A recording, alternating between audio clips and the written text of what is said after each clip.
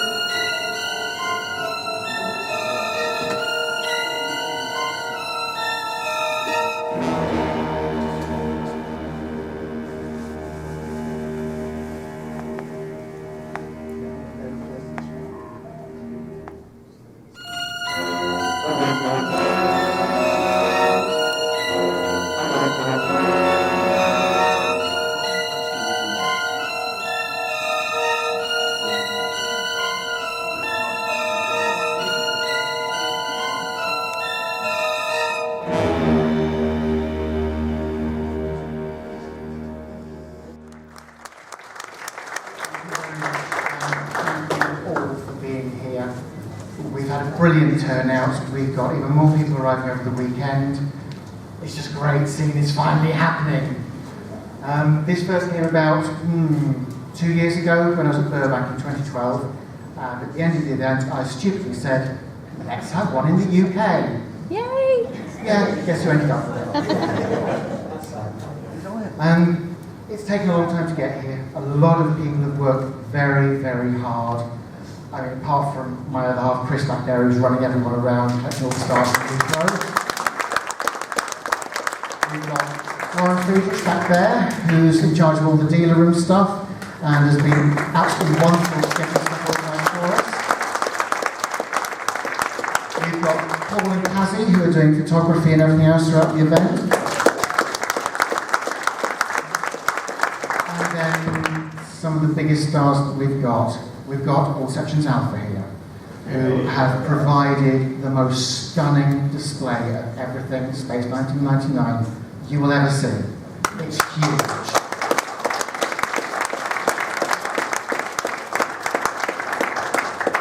When you get in there, look at what's actually around and ask questions if you want to. Look at the stuff they've brought. So much of it is original props. Some of them haven't even been next to each other since the series was filmed.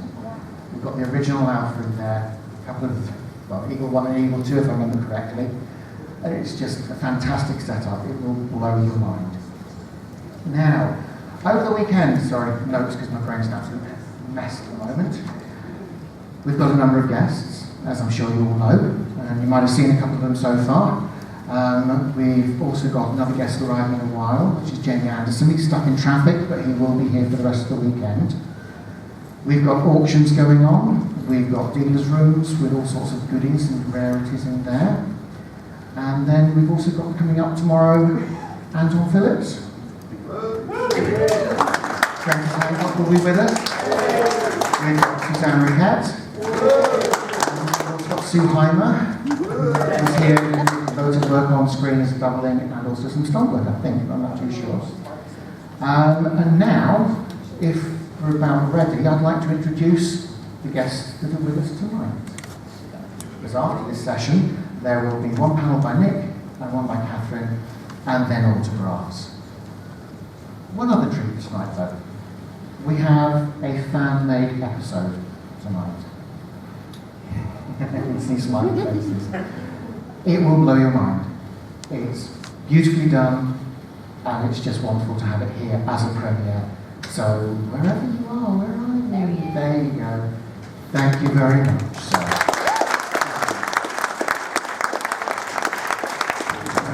How are we doing at the back? Yep, okay. Right. Okay, the guests we have with us for today and for the rest of the weekend, we've got Mr. Nick Tate. Yes, no? I won't mention names, but somebody's gone to the little boys' room. Okay, well in that case, let's bring Catherine Shell through, please.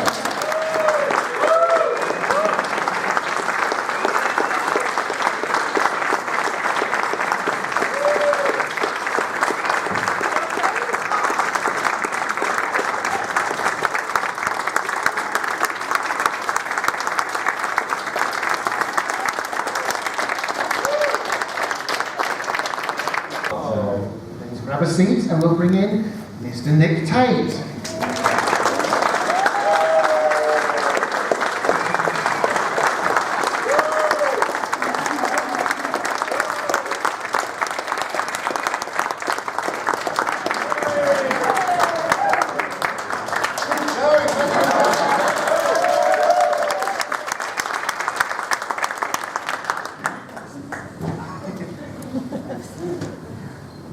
Next we have Sarah Bullen.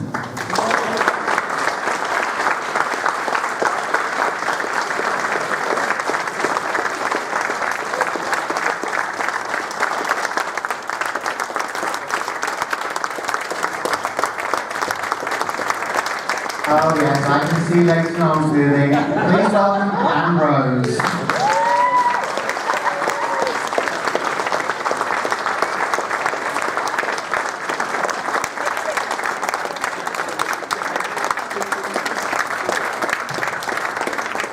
Please welcome Paul Weston.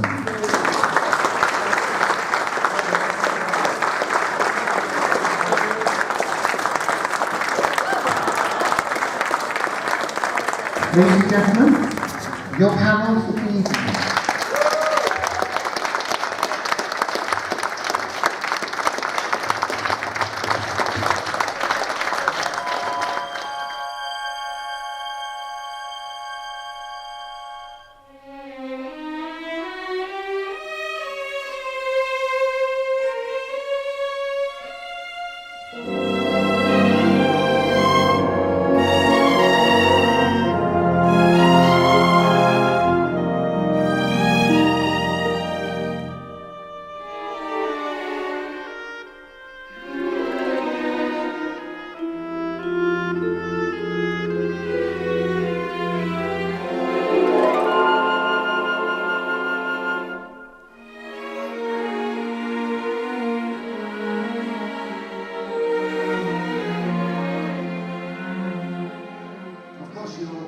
Chance to ask me some questions, but Eileen has some very carefully prepared questions here for me, right? Well, we thought the first thing to talk about was you come from a show business family, so naturally you were inclined to go into show business. Yeah. Can you tell us a little bit about how it all started? No. No. Oh, right. Now that you've forced me. Yeah, I'm actually third generation. I mean, I guess most of you have heard this, so I'll try and keep it brief. My grandfather, his name was Adolphus Carglin. He was a vaudevillian performer in Ireland. He was born in Belfast, in County Derry. Not in County Derry, but near Belfast, and then he went and lived in County Derry. And in fact, I went there last year. I came to Autographica last year to sign for Space 1999. It was an extraordinary experience in Birmingham, and I spent time with Eileen and Phil there.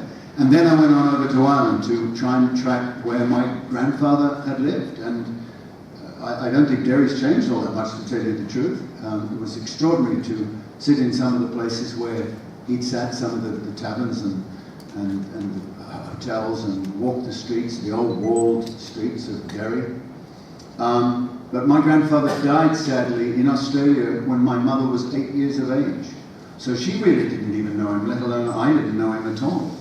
But he was a vaudevillian, and he married my grandmother, who was a young actress.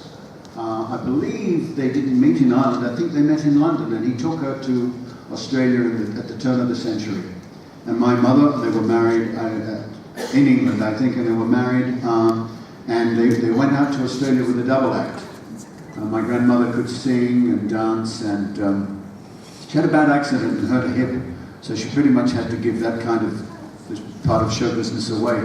But they had this very showy daughter, whose name was Neva Cargill. That was my mother, and my mother became the #1 actress in Australian radio and theatre throughout the 30s and 40s. She, in fact, came and worked in England for a while. Golders Green Hippodrome.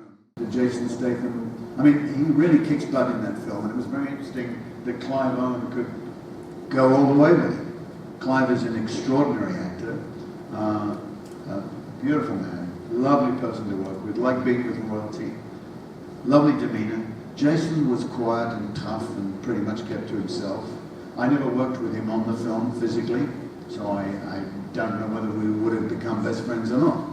But I know that I worked with Clive every day, and that was a joy.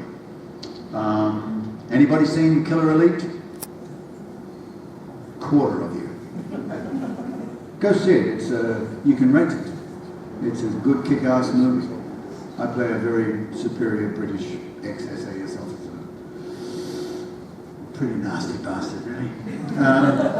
I've done a couple of episodes of Pretty Little Liars last year, a very popular ABC TV series in America. That was fun to do. I think most of you know I was in Lost, and that's old hat, and it's just the one episode of Lost. But when I did the Chen Shui San film, I asked the casting director in China.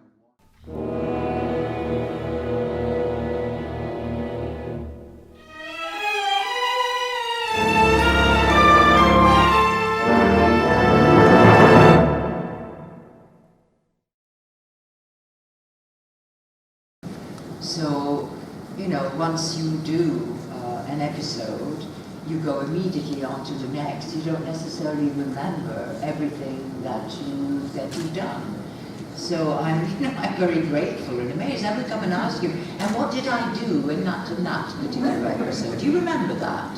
So it's, I think you're wonderful. I think you're very good-looking crowd. Sorry? Good-looking crowd. Very good-looking crowd. Exactly, yeah. So what age group are you? Because you Don't ask them that. Well, I'm a lot older than you are, but you would have seen it when you were about 13, 14, yeah, exactly. So you're Try 5. more or less in your 40s, your early 40s, yeah, exactly.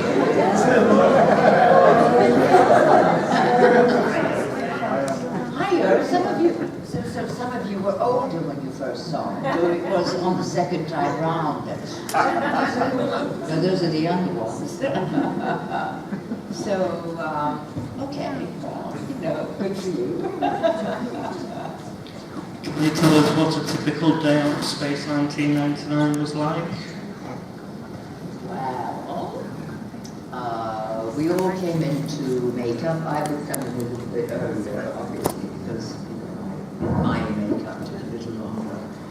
And then I didn't have my own private makeup room. I was not like Martin and Barbara. They had their own private sort of suite, as it were. And I went into our normal one, which would have been Tony and Nick. And then we would begin by having banters, and I would watch Nick painting the wall stars. And I would see Tony who was not yet going bald, said, I think you missed a spot, you missed a bit over there, you did, move back, look at yourself in the mirror. That was quite nice. And then eventually we would be brought down to the set, depending on who, which one of us was doing the first scene. And then we would go through the day doing our work. Did you rehearse all time? With filming, you don't. With filming, you're expected to know your lines, and so you have one rehearsal or two, perhaps, obviously for camera and for lighting. Say your lines and whatever, and then you do the shoot, and on the whole, it would go well. There was one particular episode that we laughed our heads off all the time, so it had to be, we had to reshoot and reshoot and reshoot, and the director became very angry with us, because I couldn't stop giggling, and so that one took long, but on the whole we tried to be extremely professional, so, we did the shots for that day. We would have our lunch, then we would come back to the studio. I mean, it was, it's a normal working day. It was lunches like, you remember? Mainly liquid. Lots of liquid. No, not always. Especially not with the others, but I would very often just have coffee or something. If I eat, then I get drowsy, so that's not a good way to work in the afternoon. So anyway, but if you wanted to have a very good meal, then we would finish at about 5 or 6, it depended what we were doing. If we were working on an experiment, obviously we could have been even better. But it was a working day, and it was longer than 9 to 5. But it was a working day, and then I had a driver to take me back to... I had a driver, because at that time I had been a naughty girl, and I had lost my driver's license, and I had a horse. This is all in the book. I had a horse, and I asked if I could be driven to the studios. I lived in Fulham at that time, so it wasn't a million miles away. And if I could be driven to the studios, and to begin with they said no, and I said, well, what am I going to do? I'm going to have to ride my horse. What you're paying me, I can't afford a taxi every day, so they got a bit frightened with the image of my riding up the M4 to Pinewood Studios. So they took me a driver. It was a unit car. It didn't belong to me. I said, I don't need a chauffeur-driven car for myself. I just need to be taken and to the studio and brought back. So anyway, that's exactly what happened. And then there's a little funny story to tell that, because Steve was my driver. He was absolutely sweet. He would come and pick me up, usually about 6:30 in the morning, to get me to the studio in time. And when there were other people who also didn't drive, I'd have them stop at not Fulham Broadway, Hammersmith Broadway, and stop the car, and then all these other actors would get in the car.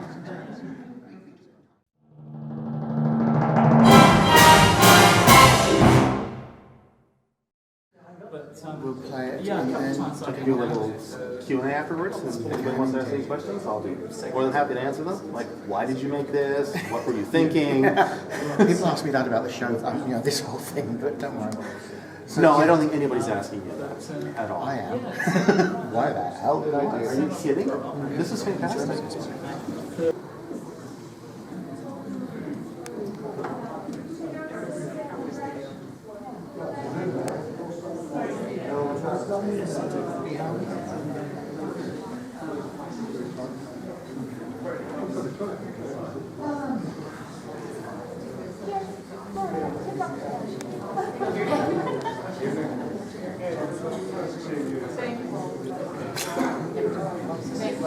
It's for the DVD extras. It's for the DVD extras, the extra extras. Yeah.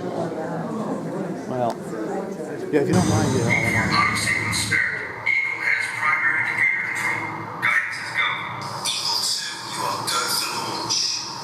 Copy that, Alpha.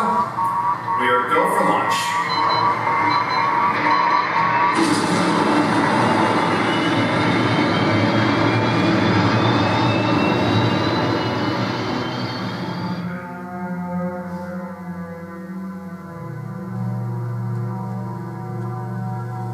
Don't leave him alone.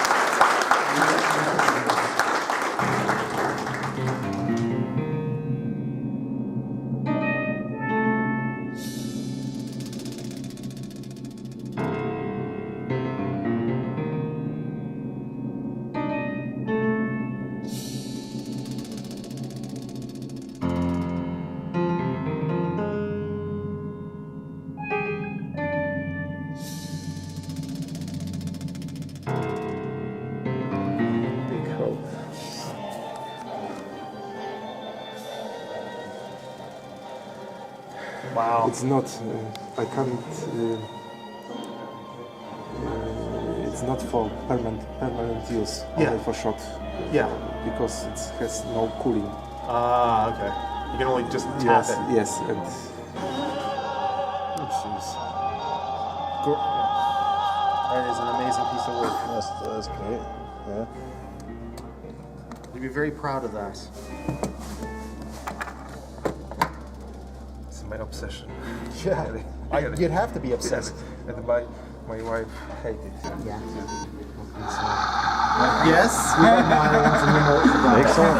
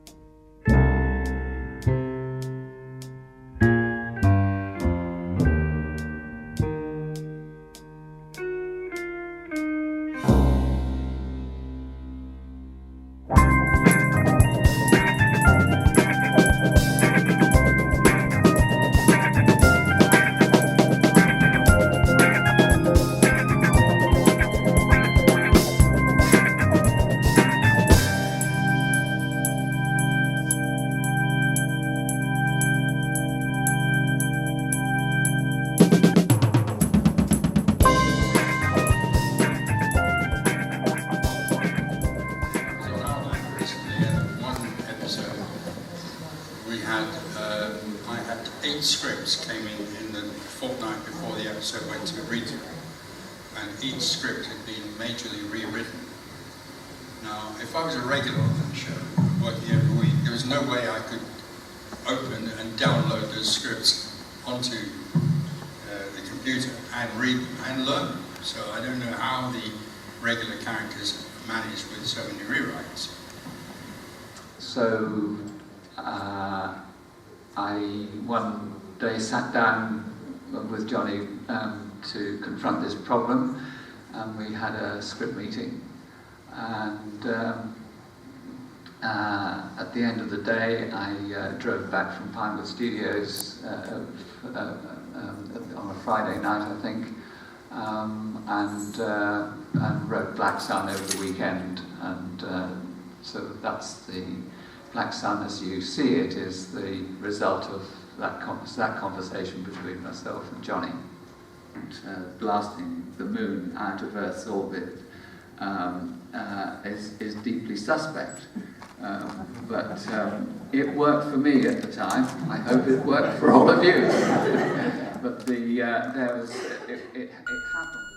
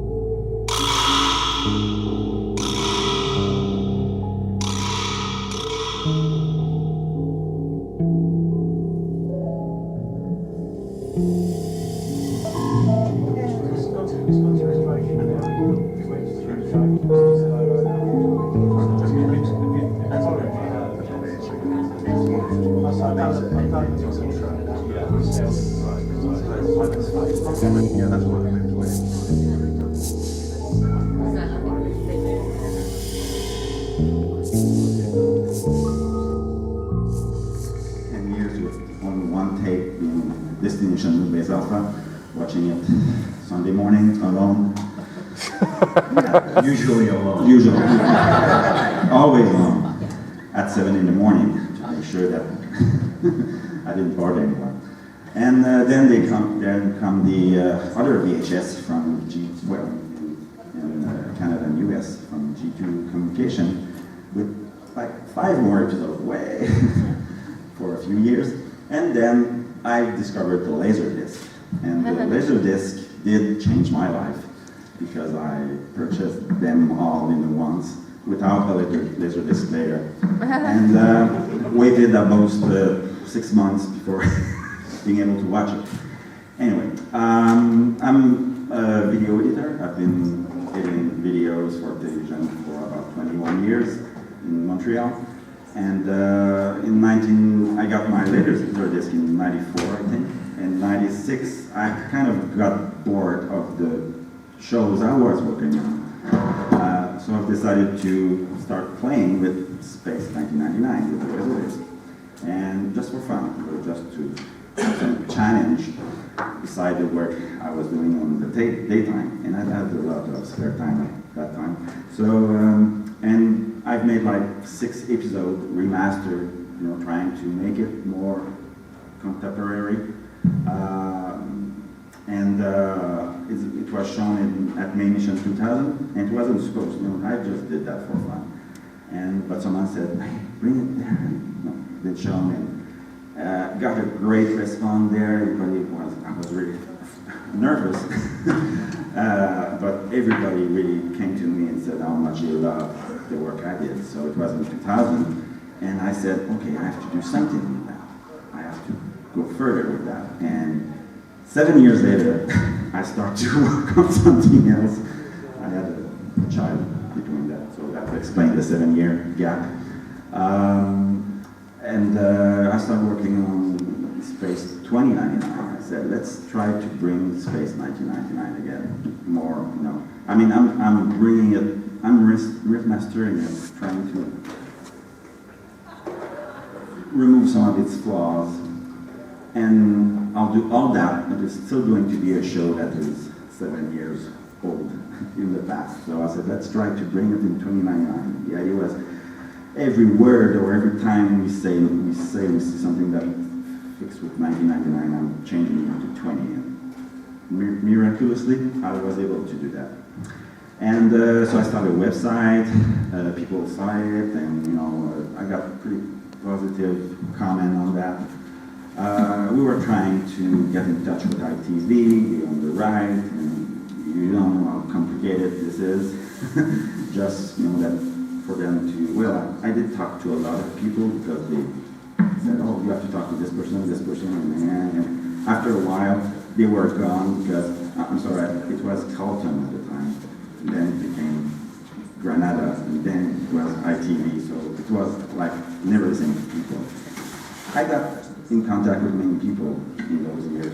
Who contacted me, some that I get in contact with people who were fans of Space 1999, work in the TV business. I met Christopher the first time at Mission 2000, Steve contacted me. I was very impressed with his website for Space 2099. I really liked what he was doing. And thank you, and we actually got along and after we just had a common vision like that. Yeah, and then some other people, Eric Chu, Argent, just saw the video, worked on Stargate SG-1 and Atlantis and Universe, that movie.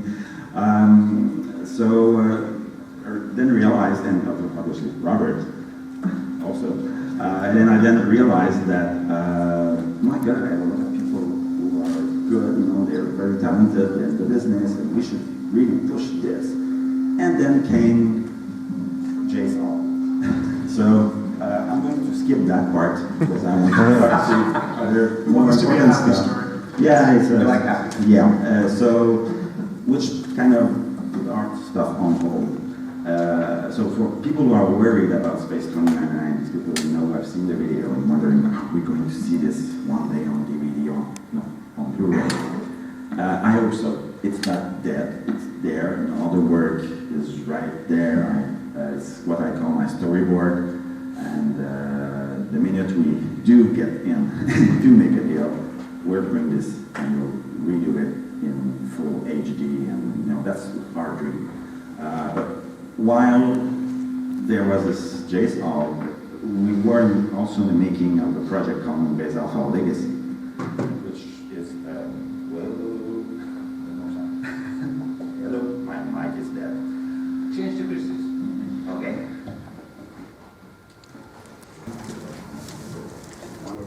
Yeah. You'd gotten past JSOL. Yeah, okay, and we were doing, we had a plan on Moonbase Alpha Legacy. I'll tell you more about that with our team. And one, two. Yes, maybe it was on. It is on now, right? All right. So we started that, which is a sequel to the original series, and we started working on that first with Christopher and Wes. Moonbase Alpha was created for Moonbase Alpha was, and obviously with again the problem of rights, we still can't do anything because we're really looking for an official release of our projects. But with all this great team loving sci-fi and the same kind of sci-fi, we thought that we could go further and bring our own project, which is the one we're going to show you the trailer at the end, and it's called Helios, and it's a new sci-fi project we've been working on for the past year, and you'll know a little more about that, and see a little clip at the end. So what do I forget? Am I forgetting something? Or that's pretty much it? So no. Oh yeah, the Space Opera Society. Sorry. That's why I'm here. Not to make a joke, I just kind of mixed my thing this morning, sorry. So yeah, the Space Opera Society is in fact, there's been some change during the year.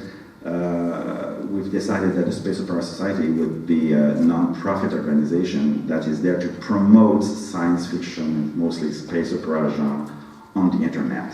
So for us, it's our window to the world, with the internet. But to produce this type of company, this format is not really the best. So we've created the Space Opera Studios, which is a real production company, like all the others, but that is mainly focusing on space opera genre. And the other one, being non-profit, is there, like I said, to promote every kind of good space opera science fiction, so obviously Space 1999, our project, and other old series or film or whatever. So it gives us a bigger liberty to freedom to talk about everything that's related to space and books, not only movie but also books or anything that's related to. While the other one is really a production company that will be showing some of its content into the Space Opera Society website. So if you have a question later, ask me if I wasn't clear. So did I forget something, Robert? Okay, Robert is there for me, so make sure that everything's working fine. So I'm sorry again for my introduction, Robert. It's okay. That's okay, I'm joking. So I'll leave it with these guys, and sitting there, and they'll start talking about first, I think you'd like to hear more about Moonbase Alpha Legacy. So here it You want is. to know about that, do you? Oh, maybe you don't. No. Yes. No. Yes. Okay. Here you go. Okay. I'll start and the guys will jump in whenever they'd like to. Basically, the simple concept of Moonbase Alpha Legacy is that it's a sequel series. It's not a reboot, not a reimagining. It's a sequel that takes place approximately 40 years after the Alphans colonize a planet. And what happens then, in a tiny nutshell, is that the moon comes back and the series gets going again. That's the really short version. What we've been doing is developing a really extensive Bible for the series that has incredible detail, far, far more detail than the original series ever had, I think, Christopher would agree. Yeah. Character development is quite extensive for every character, the background of the story, where it's going, just all the detail in the Bible has been developed. What we then did was we developed concept episode synopses for the first full season, which we've imagined as being 13 episodes. So we have about 3 or 4 page write-ups for each episode for a full season. And then with the pilot episode, we've gone to a full script, which I have. And it's not blank pages. A couple of you have actually flipped through it very quickly. The script is in the second draft officially, but I think it's about the 16th unofficial draft. But it's the second official full draft, and right now we just had the past couple of, well, before we came here, the past few days we were out in Wales at Christopher's house, and we were working on Moonbase Alpha Legacy on this script, and we were also, of course, working on our original series, Helios, which we'll tell you about a bit more in a little bit. But, so right now, the next step of the script is that Christopher is going to be working on script notes for it, and then we'll go to the third draft of the script. So we're kind of, gradually, finally tailoring it so that it's going to be in good shape for the eventual time when we'll get to pitch the project to TV. And of course, we've been doing all kinds of development. You saw the video of Moonbase Alpha. Did you like that? Some of you have seen it before, right? Yeah. But that's Wes Sargent, who Eric already talked about. But it's pretty amazing. Our production designs are being done by a guy called Eric Chu, who did quite a bit of the design work for the new Battlestar Galactica. He designed the new Galactica, for example. And we have costume designs that have been worked on. They're not sort of finished. We have concepts, though. And then the other thing that I wanted to mention that was really interesting working on the script, for me, of course, being a fan forever, is the fact that what we're doing, first of all, is completely respectful and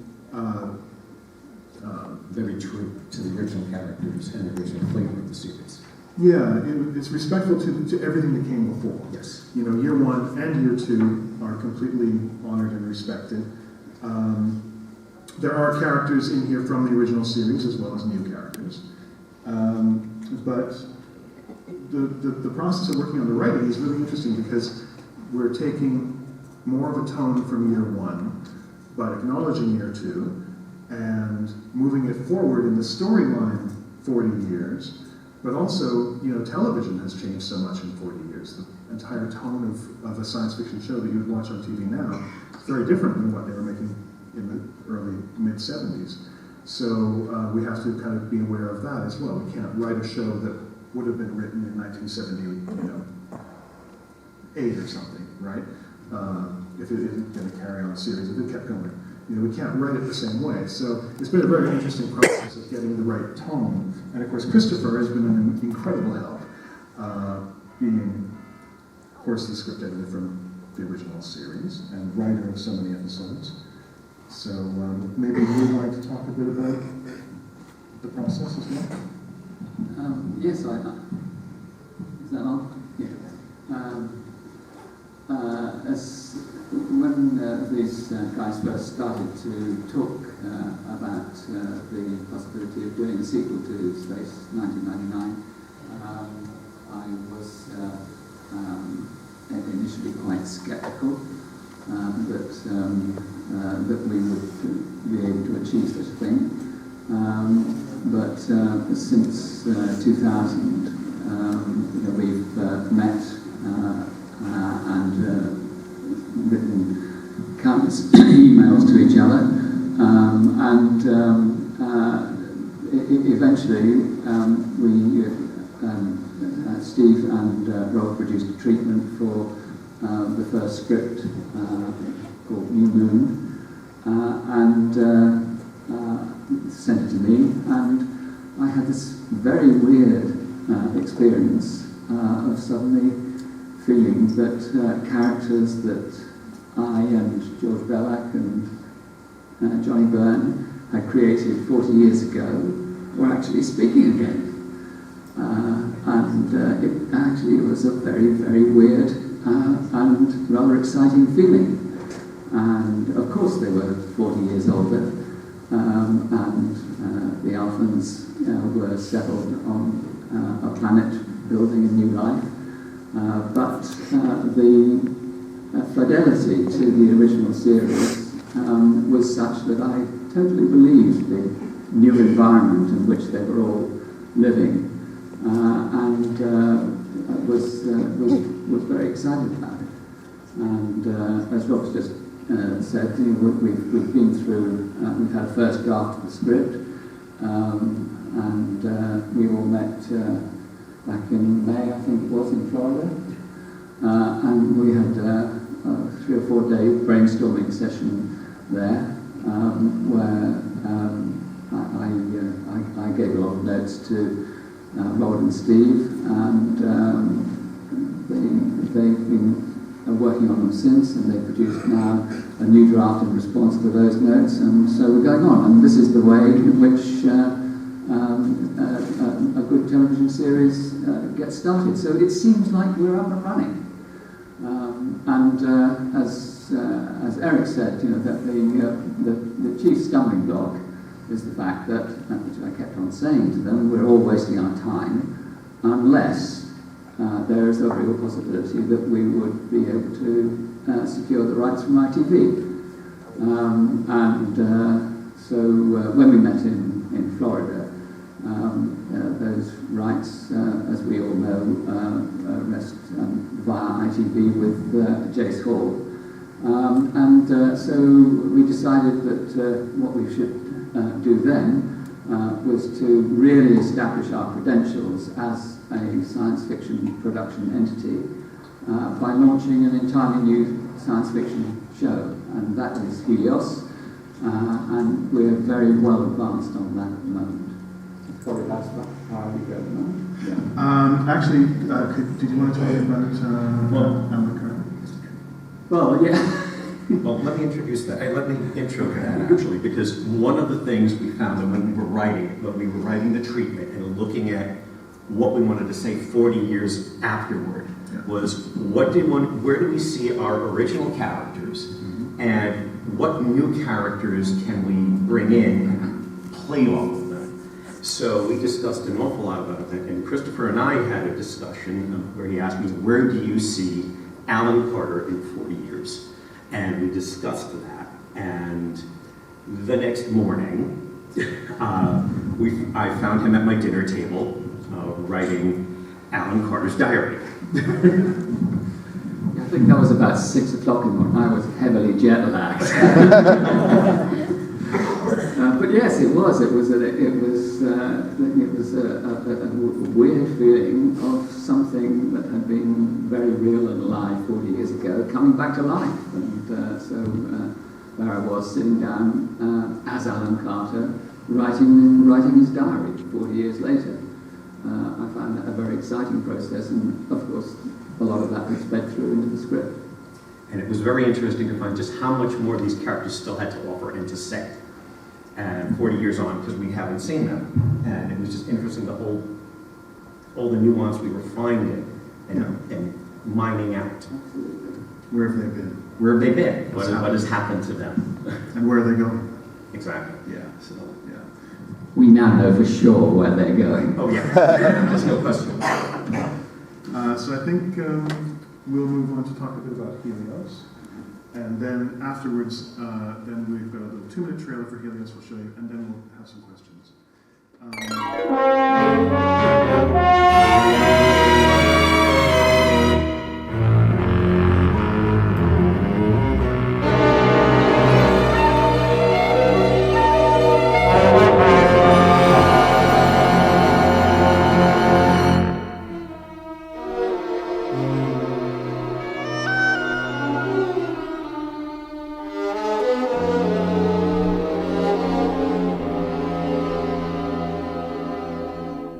Thank you.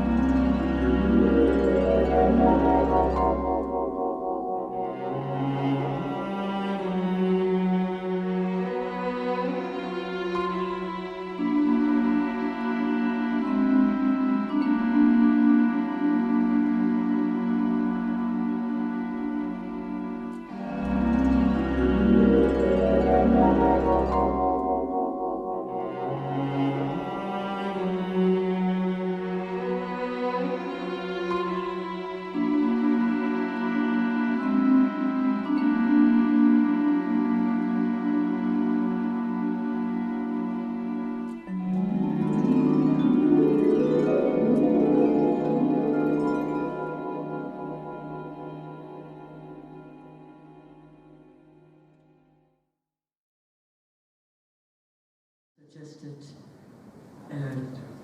would love to work with him.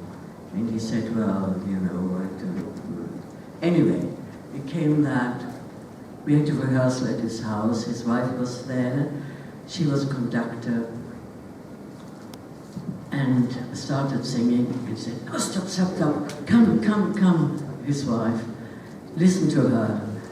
And she sounds like Dietrich. And so we worked together, singing in the Ritz for a tea dance and a few other places. And he was like, he died. So nothing happened now to sing with him. To find somebody is very difficult because it's not only that you play the piano, but you have to accompany one.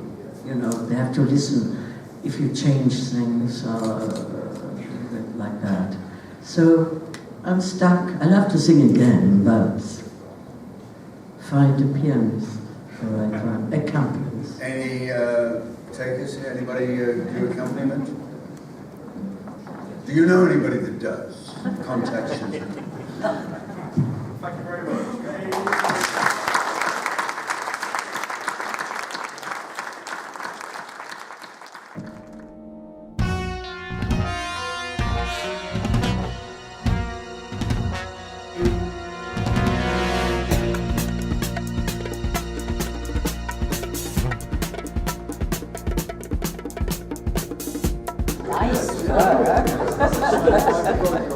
Which way are you looking?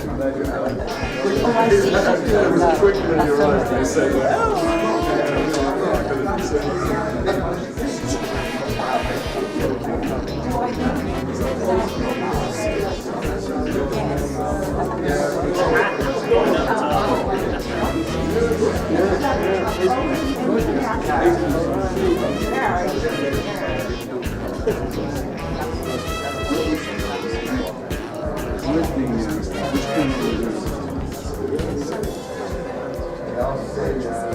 Oh, mommy! Hello, sailor. Oh. Terrifying. Oh, gee. Oh. Now a big bear hug. Is that your space getting or just pleased to see you? Bear. Bear hug.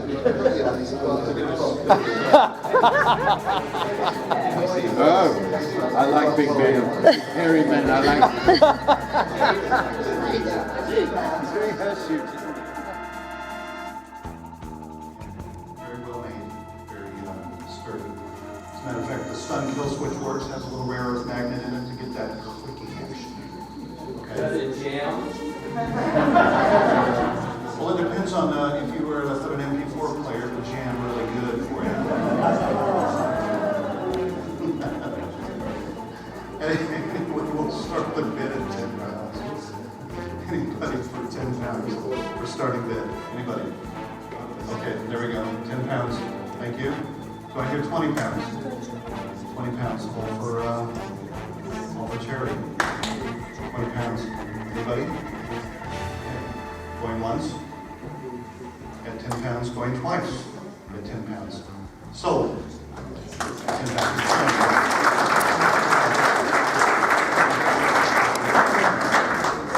All right.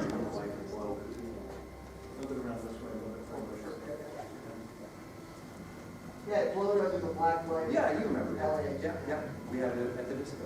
Yeah. All right, is there an expectation of what you want to start with? Start at 50? Start at 50. Yeah. Okay.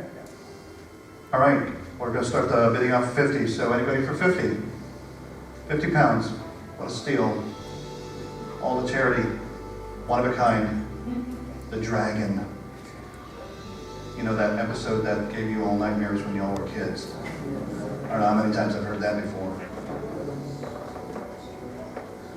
50 pounds. Okay, 50, we got it started. Do I hear 60?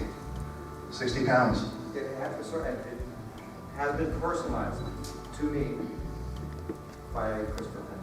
Okay, we'll start bidding off at 10 pounds. Just to clarify. Do I hear 60 pounds? Nothing good at pain won't fix. Do I Just the have 60 signature, pounds? but the personalization. Okay, we're at 50. One of a kind. You could do black light at home. Be cool disco thing in your basement if you have a basement. Anybody for 60 pounds? Hey, so you guys like use this, but build sort of a doorway around or something? You know, part of the ultra pro. Okay, we're at 50 pounds. Anybody for 60? Okay, 50 pounds going once, going twice, twice and a half. Sold for 50 pounds.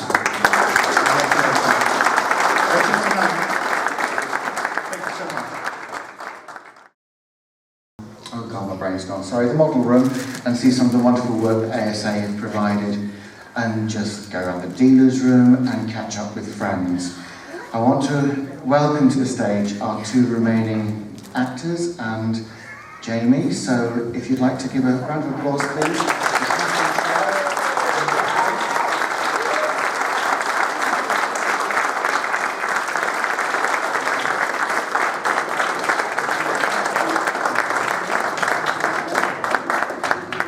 Ladies and gentlemen, these people and all of you have made this event stunningly good, and I am so proud of everything that everyone has achieved here. I just want to thank you too, particularly for travelling such a huge distance and for being wonderful guests, friendly, approachable, enjoyable. Thank you very much.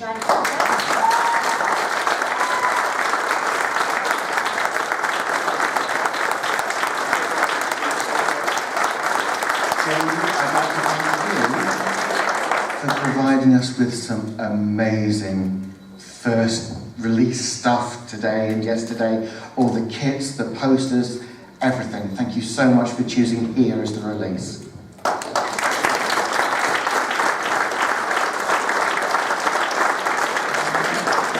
And also thank you for keeping the legacy alive.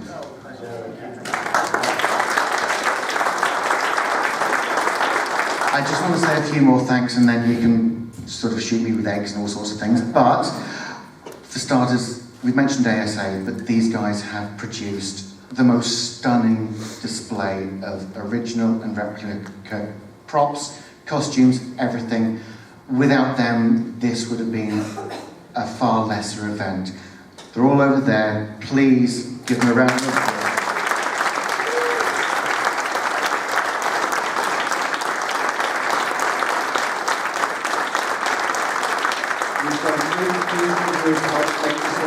Over the last 2 years. Eileen Skidmore in the front. That caught you by surprise. We've got Paul Stankovich just over there. And hopefully got Rosie somewhere and Becky. I can't see them. Oh, there you are.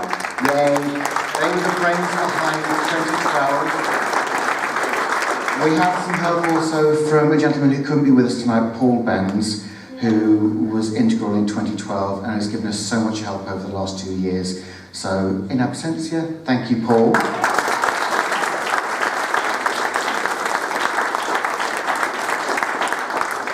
Thank you to Jed, to Chris, and to everyone else who's made this a fantastic event.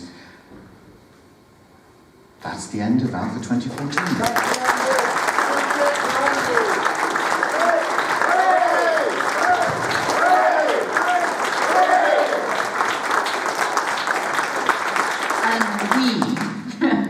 Thank all of you, and you've been absolutely smashing. Very kind, too kind sometimes. And really, I mean, it's been a pleasure. And I hope you all get back safely to where you're going and to the next time. Who knows?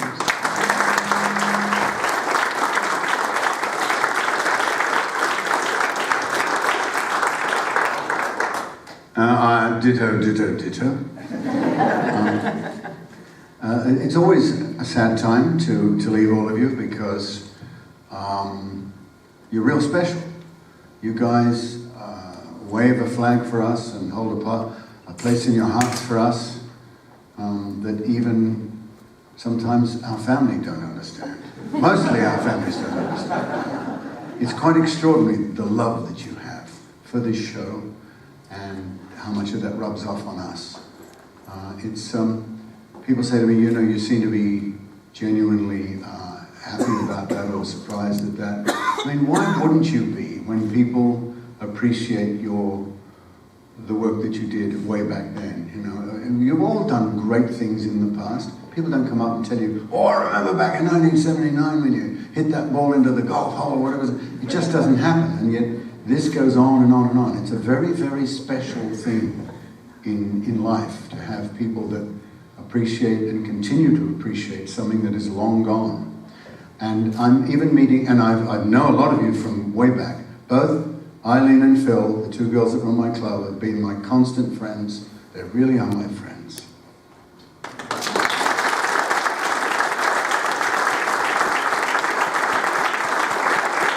And so many of you, you know, I've seen you so many times, old friends, time and time again, and new friends coming now who have had the courage to come for the first time after wanting to come for 40 years and then finally deciding to come.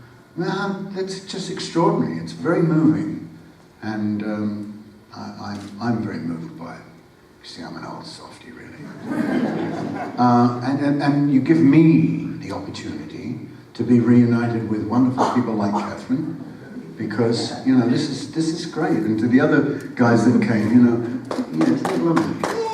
Yes. And Paul Weston that was here earlier on, a stuntman who I haven't seen in 40 years. He's such a sweetheart, and he's so good at his job.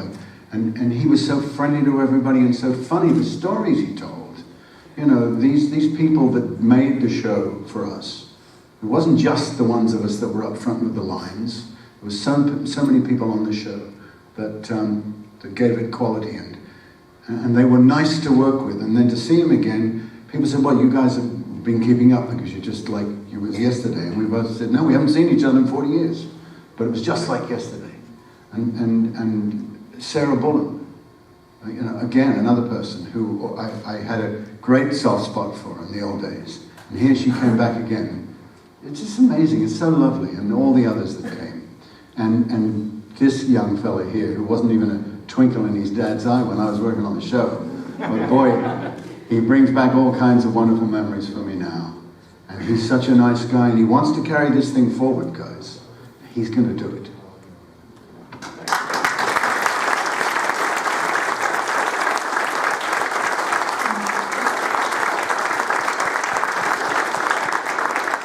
Another man standing back here, Eric Bernard, is going to do it too in another way. This is going to be wonderful, folks.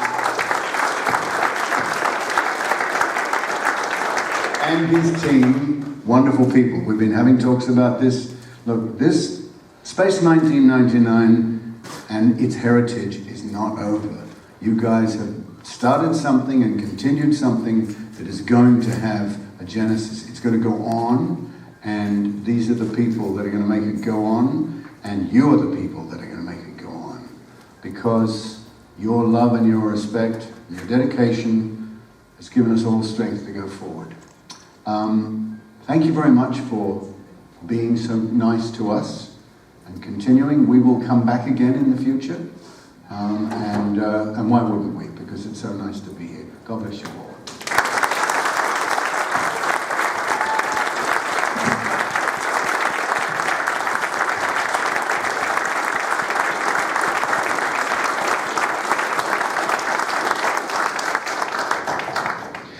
Just one last admin thing. Everything from the live auctions, I'll be opening the hatch up in a few minutes. Firstly, though, we've got one last thing we'd like to do, please. We're going to do a group photo. So the idea is we'll have these three lovely people up on the stage. If you guys wouldn't mind moving your chairs back a wee bit and forming a crowd in front of us, and then we'll get one shot that everyone can have as a memento. Thank you very much.